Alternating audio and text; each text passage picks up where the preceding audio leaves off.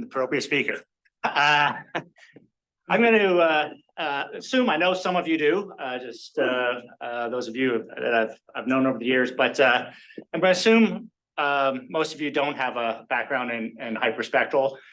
So for those that do, part of this talk will sort of be rehashed, but I've learned over the years talking about hyperspectral that you're never safe assuming the audience knows much about it. So it's just, we'll probably start with some basics and then go into some applications and things like that. So I am going to stay, I did say throughout the mine life cycle, but this is an exploration group. So I'm going to be pretty much focused on exploration. If I don't go too long, I have a little geomet slide at the end, but I probably will go too long. So anyways, let's go. All right, let's see. Where's the just the arrows? I think the arrows work best, yeah. Okay. You click on, if you're right clicked now, so. And then I think Okay. this works, Yeah, with those maybe not. that was yeah. Okay. No. Don't think it does, but I don't know. Okay. All right, just an overview, outline of the presentation. Why use hyperspectral imaging? We'll talk about how it works. What are sample requirements? What makes it suitable? We'll talk about some of the products that we deliver with hyperspectral imaging. And I think this part, the second half is sort of the meat of it. How do we look at, how do we detect certain minerals? How do we see different species of minerals? And then we'll go through a few applications for deposit types. All right, I press the right buttons here. Why use hyperspectral? Well, we start off usually, hyperspectral, you start off with satellite or airborne surveys. You can take a company like Spectier uses a plane such as this and develops a wide variety of maps. In fact, I think they have their own map database. I think you can go online right now and buy airborne hyperspectral surveys that they've already done and they sell. But they do such things like this, like produce a airborne near light map. And so it helps you with your obviously general outlook of the geology of the area and identifies potential hotspots. I put this slide on mainly because this is the only slide I have a picture of the cameras that we use. And I picked Spectier because well, they're a sister company of ours, first of all, but they also use the same cameras that we do. And so these are the types of cameras that they mount on the bottom of the plane here. They have different, different type of lenses and stuff they screw in there for airborne than what we use for core imaging. But like I said, there's a number of companies that do this, but Spectier sort of does a lot of this in the Western United States. So after you do the airborne survey, then you usually do with the field work with the TerraSpec, or in the early days it was the PIMA, but this is sort of just field reconnaissance, early days, confirming your airborne surveys. You can take it up to apply the spectrometer directly to the rock face, like here, or you can, this was my how I learned about hyperspectral geology. I was in Alaska and was on a different type of project, but some of the core loggers had left and they needed somebody to log core, and they were doing it with a TerraSpec. And so back in the late 2000s, I was just sitting there and imaging core with a TerraSpec, but that's how many of us got our backgrounds in hyperspectral. But a wide variety of different products, and what you produce with the TerraSpec is basically a mineral spectral for like a quarter size area.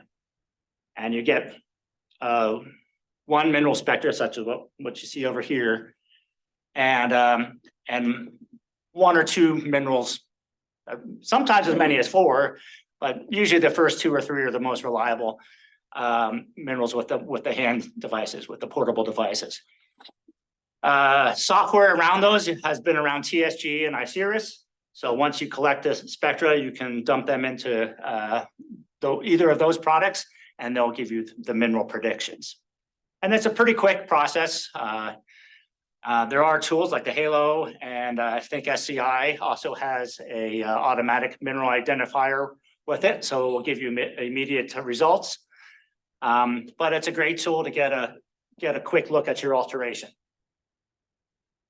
So after you do that, you know, you have all these little spots lying around. Then what? That's when we usually come into play. I can press the right button here and not mess around with that. Next. That's when we started looking at considering imaging core, using full core imagery. And this involves taking a core. You can use chips as well. So chips work just as fine. Hand samples work as well. And putting them through a sensor.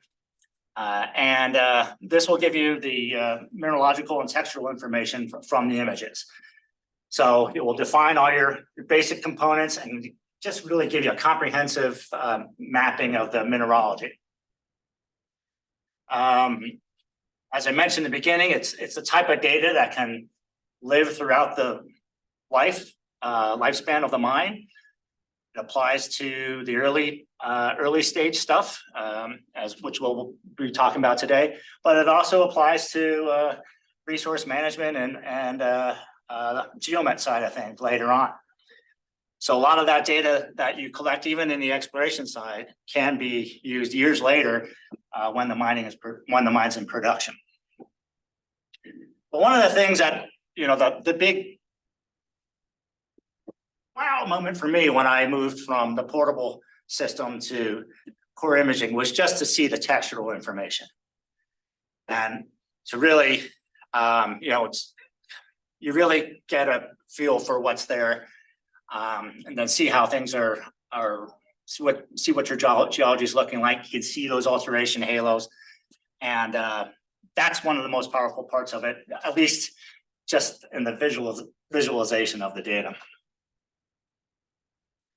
All right, how does it work? Now we're going to talk about 2 different infrared ranges today: the shortwave infrared and the long-wave infrared.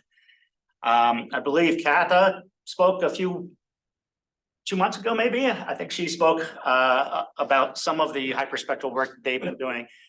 They have a shortwave system here at mines. And so that's the shortwave infrared. The one thing that TerraCore does that other companies, we're the only ones that really do this commercially, is the long-wave infrared. So let's start with the shortwave, because that's the most versatile sensor. And we use this across everything. Everything revolves around the shortwave. And so we're measuring light reflectance. And so if you're airborne, like Spectre is, you're using the sun as a source. If you're me, or you're using a portable system, you're using some other light source. We've now used some halogen lights on our scanners. But quite simply, it's a quick device, and you're just measuring surface mineralogy, right? Just measuring the reflection off the surface. So we're looking, and then it goes into the gratings, and the out comes back through the detector, and then you get the glorious squiggly line that we all love so much. It all revolves around the vibration of the bonds, and so all the gymnastics the bonds are doing here all help us to provide a reflectance spectra. the chemistry around those bonds leads us to certain mineralogy types that we see on the scale. So in various parts of the spectrum, you can look at specific types of bonds. The OH bond is one of the biggest bonds. So if you're ever thinking to yourself, well, can I see this mineral that has an OH in it? You can see it. And that's one of the things we look at specifically with the shortwave infrared is clay mineralogy, and that's what it does best. So what do we get? So we get these major absorption features that come back into our spectrometers, and we're going to talk about features a lot. When I talk about a feature, this is a feature, okay? These little bumps on the curve. That's what we're looking at, and we're looking at where they occur. We're looking at a number of different things, but one of the prime things we're looking at is where these features occur. This one's a real important one for clay mineralogy. This feature right here by 2200. But so you'll hear me talk about features. Sometimes we have a single feature like this. Other times it's a double feature like this. It's a doublet, and then we also compare those features to the standard water features. And that's another way we do a mineral identification. So all those absorption features are critical, and where they occur on the what wavelength they occur in are really critical for mineral identification, which is one of the main things we are obtaining with the spectral data. We're looking at mineral identification, we're looking at compositional effects, and we're also looking at crystallinity. And so those are sort of the strengths of the shortwave infrared and where we like to focus.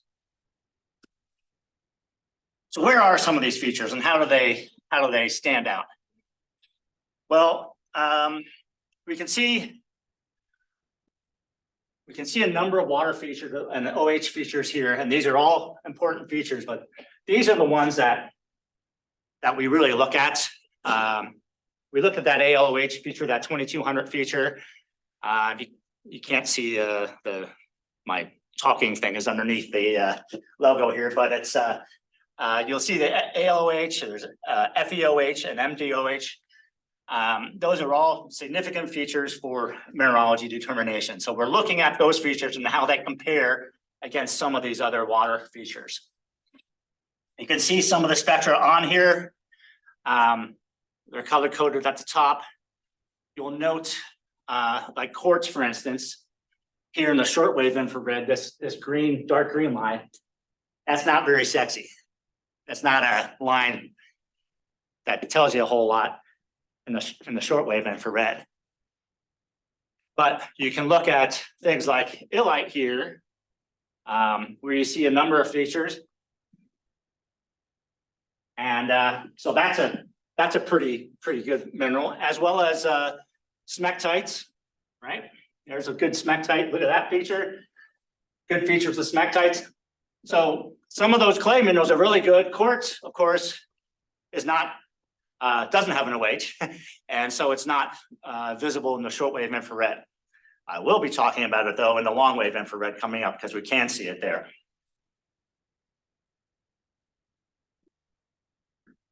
All right, stepping back for a second, just to show where we are on the spectrum as a whole.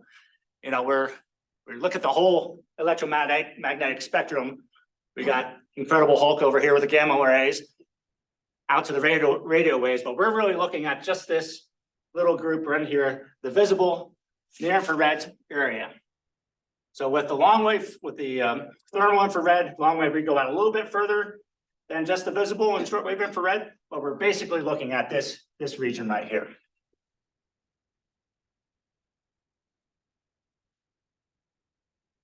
All right, so taking that region, these are our mineral ranges. And you'll hear me use, when I talk about the long wave, it's also the thermal infrared, which should extend down a little bit into the mid wave here, just It's a little bit off, but so I use thermal and long wave. I'll switch them back and forth, the same thing. We have the visible, and then the visible near infrared, and then the shortwave infrared. So what minerals do we see in these ranges? Is there a way to get rid of these little blurbs? I think you just like click on it and drag it. You can drag it somewhere anyway. else. Sorry, unfortunately not. All right. Oh, yeah, perfect. Thanks. All right, so the visible near infrared, mainly just your transitional metals, iron oxides, rare earths. When I worked for the ASD, which made the Terraspec many years ago, we actually just had a system that just did the visible near infrared just for rare earth people. It was a lot cheaper because those spectrometers aren't too cheap. But the visible one, if you're just into rare earths, the visible will meet what you need. But the main interest is really in the shortwave infrared. Like I said, that's what we'll look at. The hydroxyls, we're looking at clays, phyllosilicates. Water is a big feature there, and water is something you always have to worry about because that means your sample has to be dry. Otherwise, we're just going to see water. But you can also see carbonate in it and any of the OH bearing minerals. And then for the thermal infrared, that's where we see our silicates. Okay, and quartz, feldspars, pyroxenes, garnets. Everyone, garnets you can sometimes see in the shortwave infrared. They're a lot better in the long wave and the thermal infrared.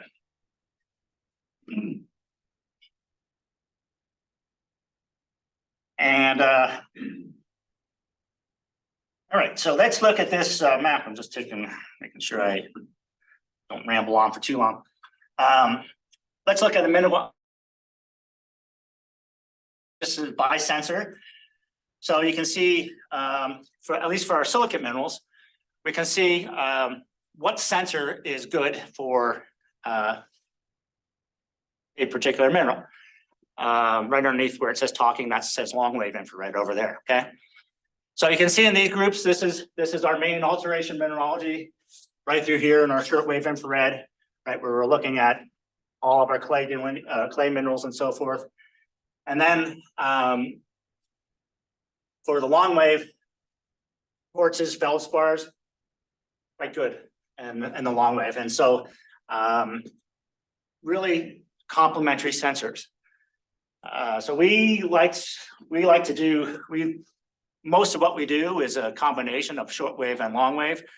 And I'll just address the midwave real quickly. We only have two, I think only two of our clients are using midwave sensors currently. One is the Geologic Survey of Ireland, who has a system, and who else has one? But can't remember. But anyways, midwave's good for carbonates, and so a lot of your oilies, for instance, will use like FTIR and stuff like that. They're looking at the midwave for carbonate delineation. We prefer the long wave just because it's a much more versatile sensor. The catch is it's really freaking expensive. So we don't have too many of those just because it's a super expensive sensor. And that's one reason why that's kept the long wave from being sort of more of a mainstream sensor, is that it is really, really pricey. So for silicates, then look at non-silicates. We can see the ionites are good and the sulfates are good in the shortwave. And then the carbonates are good in all three zones. We like them best in the long wave, but you certainly can delineate them in the shortwave infrared. You can just sometimes you get some other minerals that can influence carbonate mineralogy and spectrally. Clear mean better than good? Clear means, yeah, that's our preference. We like that. There's clear results there. Yep.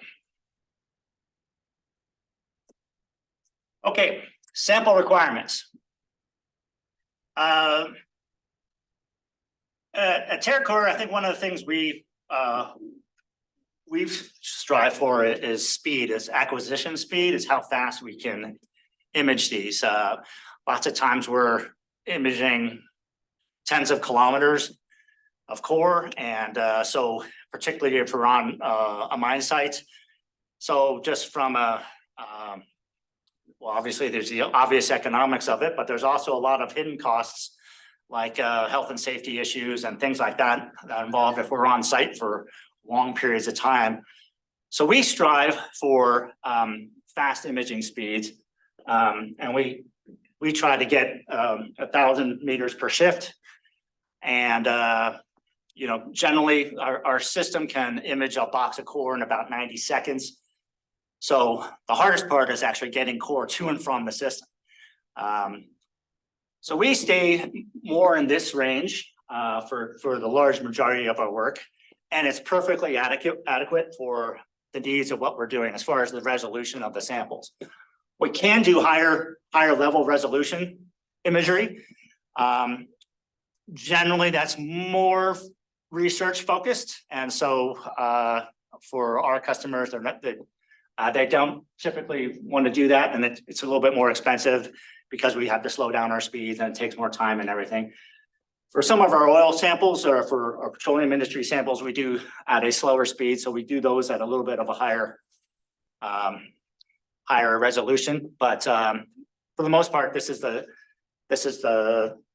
type of resolution we get. Needs, it has to be clean, and you have to have a clean surface. This is a superficial technique, so whatever's on the surface we're going to get, and it has to be dry. As I mentioned earlier, said OH is a big, an OH bond is a big thing, so any H2O on there is going to cause some problems. So it has to be a dry sample, but it only has to, the surface only has to be dry. So as long as the surface is dry, it's good. In places like here in Denver, even, you know, if you have a soaking wet sample, you let it out in the sun for, you know, 15, 20 minutes. Usually it's the surface is dry enough that we can image it. If we're using long waves, since we are measuring temperature and emissivity, heat emissivity, the samples do need to be of a uniform temperature. And what I mean by that is, if you got a big stack of a big pallet of core, and you're in some place like Chile or Peru or something like that, the stuff on the top is a lot hotter than the stuff on the bottom. And so we have to bring that inside and let that temperature stabilize for about 24 hours before we image it. But if it's stored indoors or anything or under cover, then it should be okay. Okay, what makes it suitable? Like I said, it is a non-destructive measurement. So there's no sample submitted. It's just a light that goes over the top, or if we use long wave, there's a little heat sensor, but it's not even warm enough to, you know, throw a slice of pizza on at lunchtime. It just doesn't. Yeah, unfortunately, that would be better. We've many complaints about that from our staff, but it's just so all it is light and heat and a little bit of heat. So it's totally non-destructive, in situ measurement. As long as it's clean, there's low sample prep. And we can do it, like I said, textural is what we like. So you can see all this great texture here, and on-site measurement. It is rapid. 1,000 meters per shift is about as much as you can do, and that's pushing it even for some of the mine site facilities, just because it just takes too much effort to get core to and from the system. In controlled environments, in the finished geologic survey, those guys, you know, just like we have over here in the USGS core shop, you know, but they've got a little bit more staffing than we do. You know, they can bring core right to the system. We've gone over 2,000 meters a shift with those guys, just because they're very efficient at bringing core to and from the unit. So it is high volume, high information content, and a reusable data set. We can skip that. This is what a system looks like. A couple different settings. We do put it in a container from time to time, just because we tend to bring it to core facilities, and we like to get as close to the core as we can.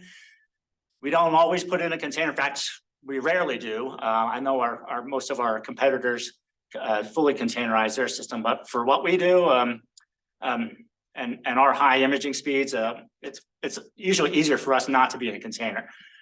But these are all various on-site locations from Golden Triangle down into Scandinavia to Arizona. That's Yukon, and so we do work all over the globe.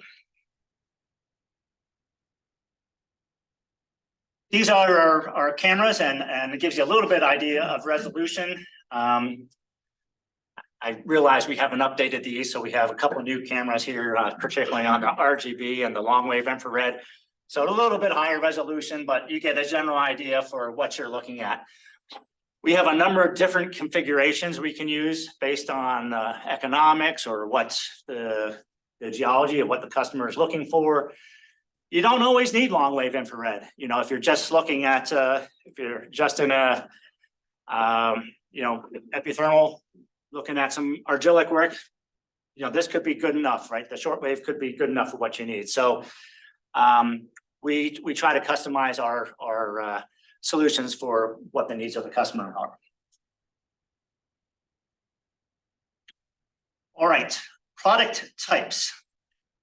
All right, so what we're doing is with hyperspectral imagery, we're combining a high resolution core photography. This is a 4K or now 8K cameras that we're using to take high resolution photos of the core. Okay, and then we're combining that with the hyperspectral cameras, which I just talked about on the last slide. So, and that can mean any combination of cameras. With that, we produced sort of 3 levels of products. The first are just imagery products. And these are just like, this is a little blurry here on side, but this is just an RGB image. This is just like a high resolution depth registered photo of your core. Okay, so we all take core photography pictures. This is probably one of the best core photography pictures you're gonna get, as everything is precisely depth registered in there. And that's your base map for what you get. Around those RGB photos, the hyperspectral cameras also, in essence, are taking pictures as well. So some of those images they produce are ready right away. And one of those is something called a false color composite, and I'm going to talk about that in the next slide. But that's a really nice image that you can use for core logging, or just to give yourself a quick view of the results. We have additional tools that come with those imagery that many folks you see in the industry, from Core and Core Geosciences and other companies that do type 4 core photography. We can do geozones around the core photography. We do Munsell colors and stuff like that. All that type of imagery is available within the first 24 to 48 hours after the project, after the core is imaged. After that are the processed results, and this is where we get into the hyperspectral data.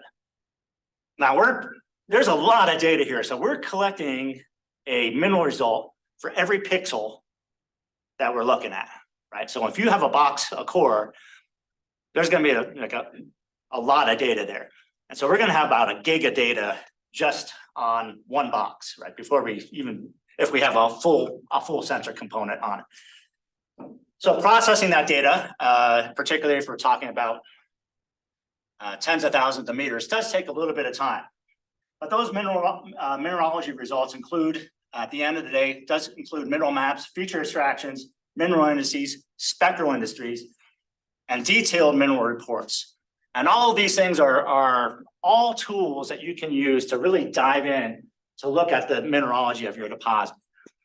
We have a group of spectral nerds like me that call you up and go through the data with you. And, we don't know what you're looking for right out of the gate.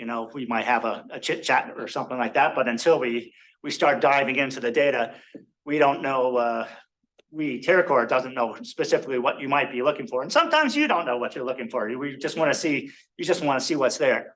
After you see that data, then we meet with you and we go down through. These things are probably about, I don't know, there might be 70 to 100 products there that are different views of the data. And we direct you to the ones that are the most relevant for you. There are probably 10 that are the most widely used data, and those are the reports, and those are the ones you obviously start with. But we'll help you out and get you sorted and point you in the right direction.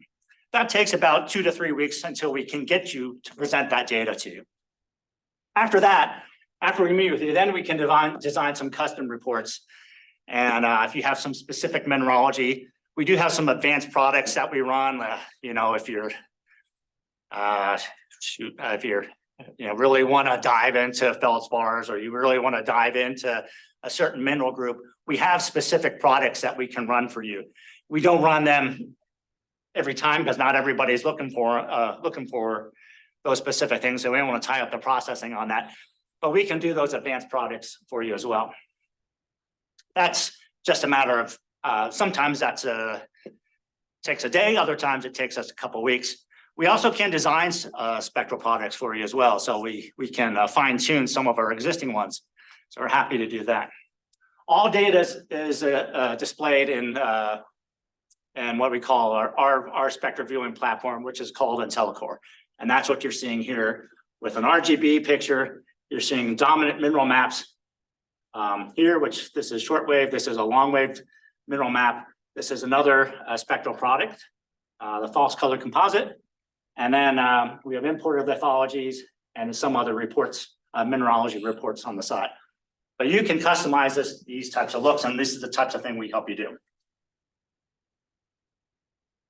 All right, false color composites. I mentioned that earlier. Just because I'm going to look at this one product, like I said, there's a lot of products. I'm looking at this one in particular just because it's something you probably aren't familiar with.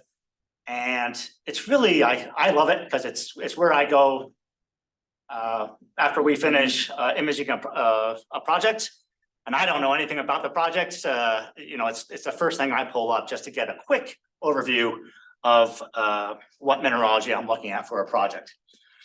Now, both the shortwave and the longwave both produce a false color composite. The shortwave, it tends to provide just an overview of the clay speciation.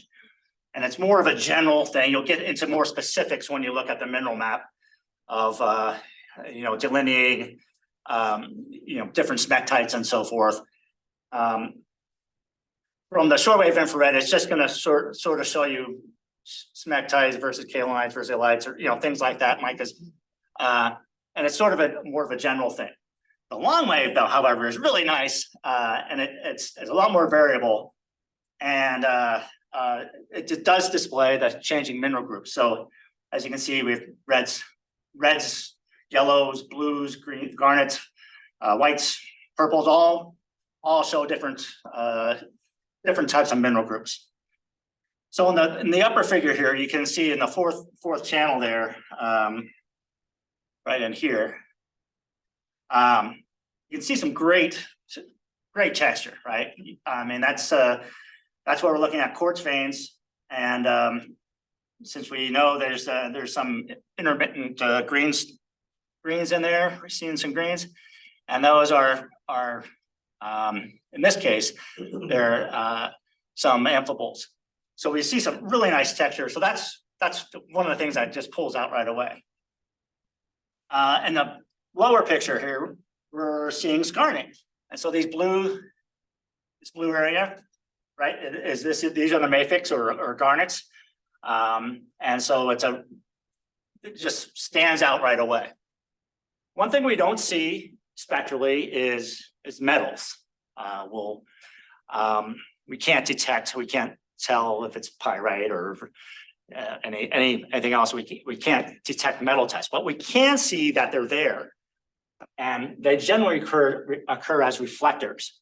And so these little white areas are areas of reflectors. So I can't tell you what that is, but we know that's a sulfide and some type of metal in there. So a great, quick, easy product.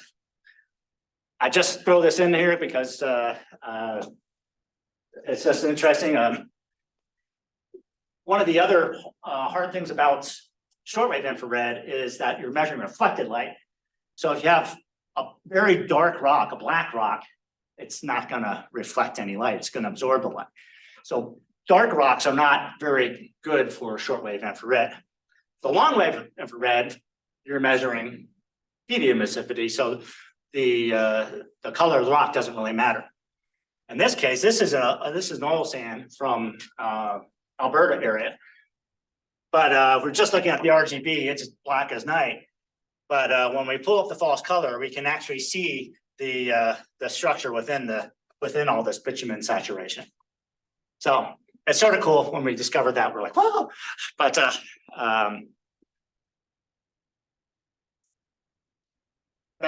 FTC is one of my favorites. All right, mineral detection. And now I'm going to go through a bunch of different mineral types. We'll look at both shortwave and longwave minerals.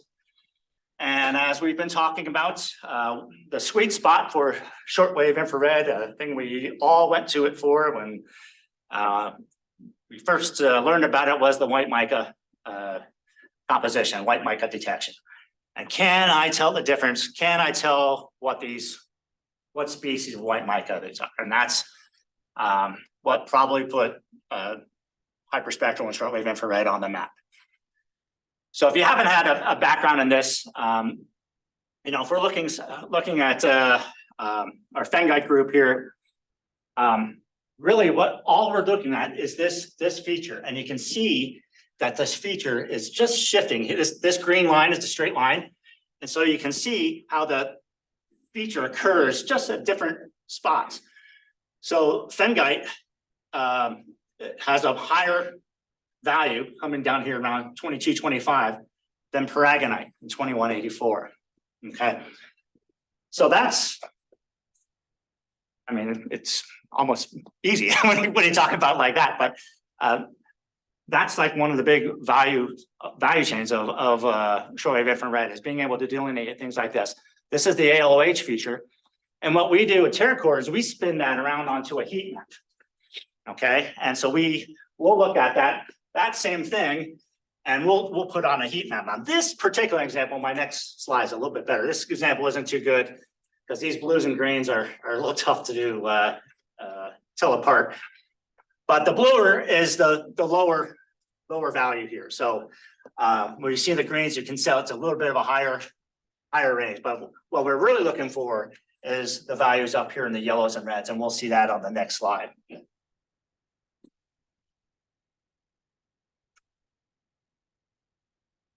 All right, so here's what we're talking about, and here's a whole progression from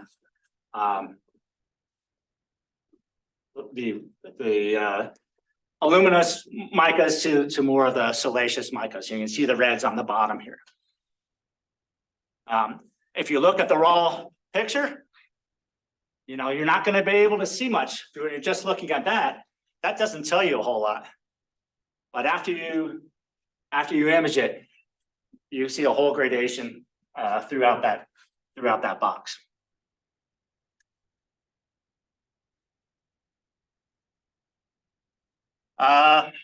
Another great tool is kaolinite crystallinity that we use with the shortwave infrared.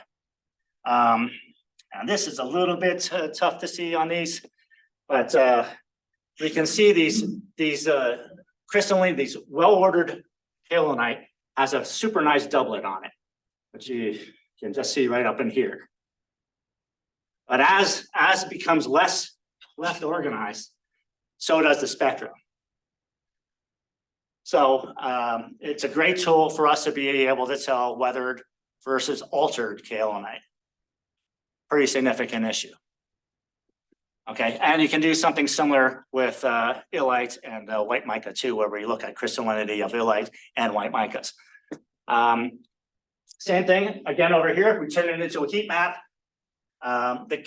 This map is only showing. This is a dominant mineral, so this is showing us all minerals here, which the key is right here. So there's a lot of muscovite and a lot of orange illite and stuff. But we're really looking at this kaolinite, which is a sort of a. It's hard to tell with the oranges and yellows here, but this product is just showing you kaolinite.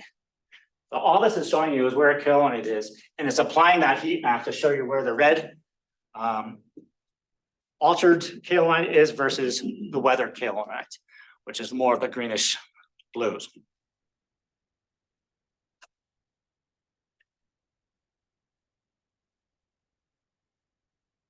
Iron absorptions and silicates. Again, in the shortwave infrared, we can look at changing pyroxene compositions across lithologies. We can easily see the difference between the spectral difference between clino and orthopyroxene. And at this particular project, when you map them, it comes out quite nicely, right?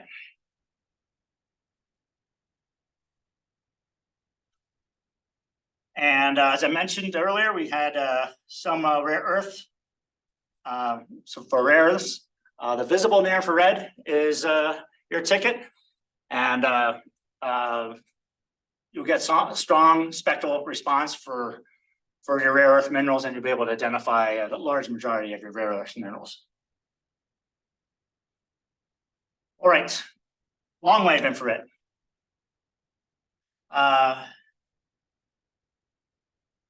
Mineral composition really affects, like when you look at the long wave infrared, and how it flows through all rock types from felsics and mafics. You can see a nice super trend down here. You have quartz. If you can't read the legend there, it's quartz on top, microcline, albite, biotite, hornblende, diopside, and andradite on the bottom. So a really nice progression as it slowly shifts out this way, which gives us the ability to identify these minerals and therefore rock types.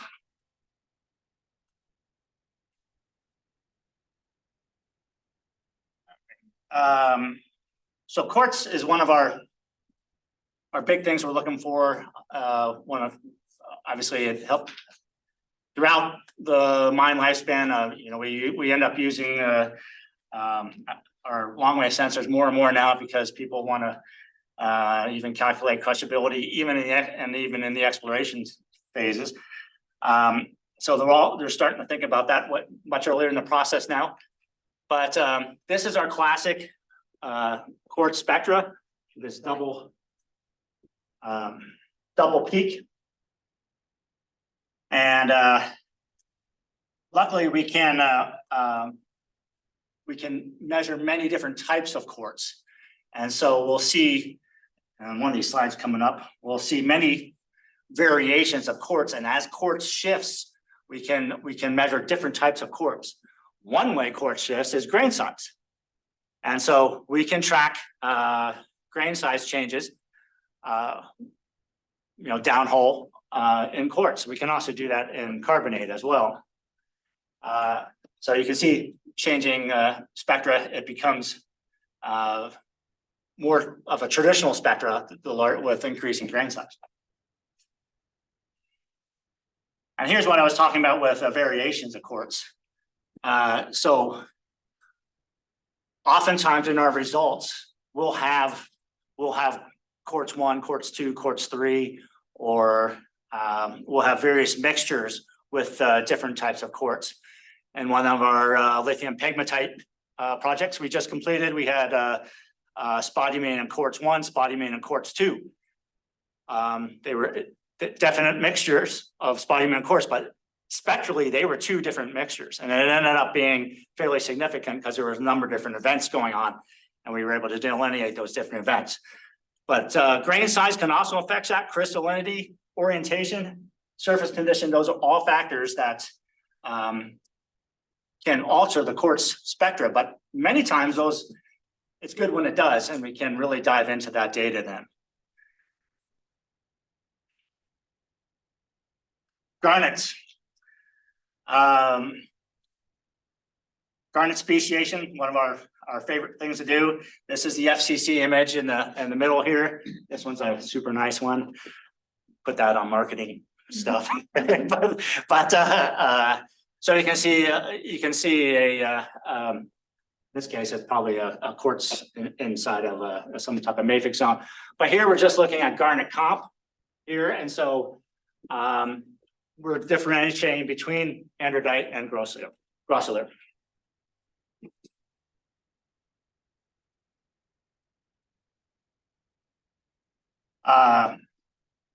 Great vectors, of course.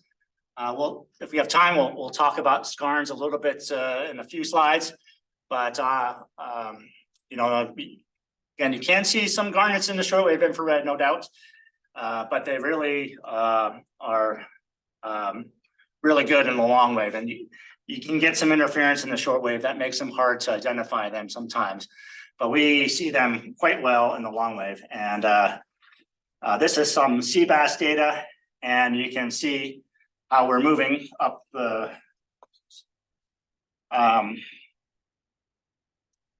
moving up from our lower tier more to our aluminum-based garnets until we get up high, and where our mineralization is. So really easy, and once you map that data, it really pops out. As I mentioned, carbonates are mappable, shortwave and long wave.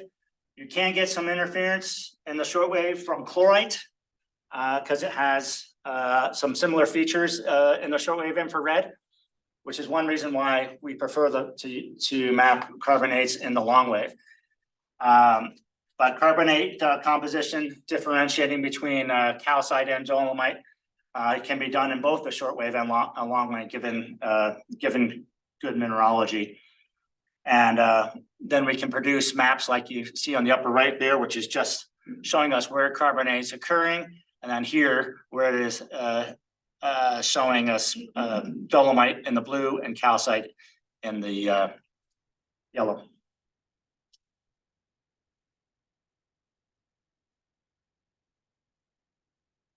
Long wave, here is again the progression of the carbonates in the long wave infrared. So we're out here 9, 10,000, 11,000, near 12,000, and you can see that shifting that shifting point, and how we can delineate or tell the difference mainly between dolomite, calcite, and siderite. Usually are the main things, but occasionally we look for magnesite or anchorite.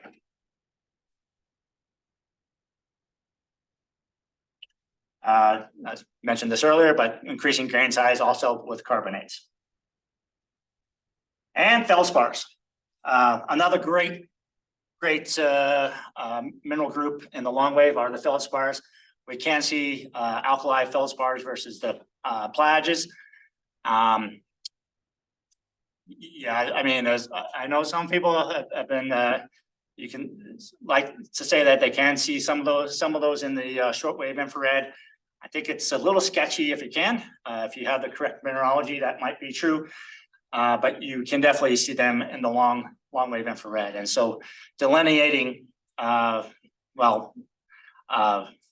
from the plagiocrase group is beautiful, but then even speciating them within the groups can be done as well. So here's an albite plagioclase across the ore zone. So Let's see here, the mineralization, this box is from the mineralized zone. The upper box is above the mineralization. We're looking at albite is this sort of off-white color, which is, you can see here. We have a mixture, an albite quartz mica mixture here that you see in with this blue. So this sample is really loaded with albite or albite mixtures. Above, we're looking at more MgOH minerals, and you got some quartz intermixed there. So just by eyesight, you can tell the mineralized zone from the non-mineralized zone. If we look at the spectra, what's interesting here is on the doublet at the top here of this albite compared to this albite, this sample is collected right there, and this sample is collected right here. So two seemingly similar albite samples, the doublet has flipped. So it started this way and it's flipped. So that makes an easy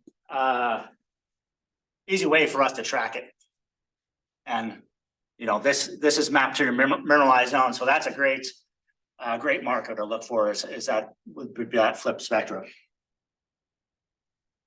The other thing of note too is that's a carbonate blip at the bottom. So I think you are seeing some carbonate in here as well. So I guess that would make sense because we have an increasing calcic component there. So that's sort of another good factor in flavor. Phosphates and sulfites, just go through quickly. Apatites as an example, you can see that. Gypsum you can also see in the shortwave infrared, of course. Gypsum's a problem mineral in the shortwave infrared, so you just got to be careful if you got a lot of gypsum and you're using teraspec results or something like that. You just better be cognizant of gypsum because it can interfere with some of your spectral results. All right, I know I'm running out here, so sulfide mapping. This is what I talked about earlier with the bright white area. So we can easily see where that occurs on the false color composite. This is long wave false color. And then if we throw the mineralogy on top of it, we can see where the sulfide oxide image, which we call a SOX image, we can look at that SOX image and the details within that. Dark shales, I gave you a little hint about earlier when I was talking about the oil sands. We look at the shortwave infrared, that's telling us nothing. Okay, with the shortwave infrared. But with the long wave, we see quite a bit of mineralogy. And so we can look at these. I mean, this is the spectra from the shortwave, and this is the spectra from the long wave. So a lot more features in the long wave. One of the reasons, if you have dark rocks, if you're in the Carlin, for instance, lots of dark rocks, long wave is a pretty important tool. All right, I know I'm almost out of time. Let me go through two quick samples here. I'll go through the skarn, and just because it's fun to talk about these days, it's a lithium pegmatite. So as I mentioned, hyperspectral core imaging goes through the entire mining life cycle. We do projects in all of these examples, but no doubt most of our work is in the exploration phase, followed by geomet. I won't talk about geomet today. So let's look at skarns.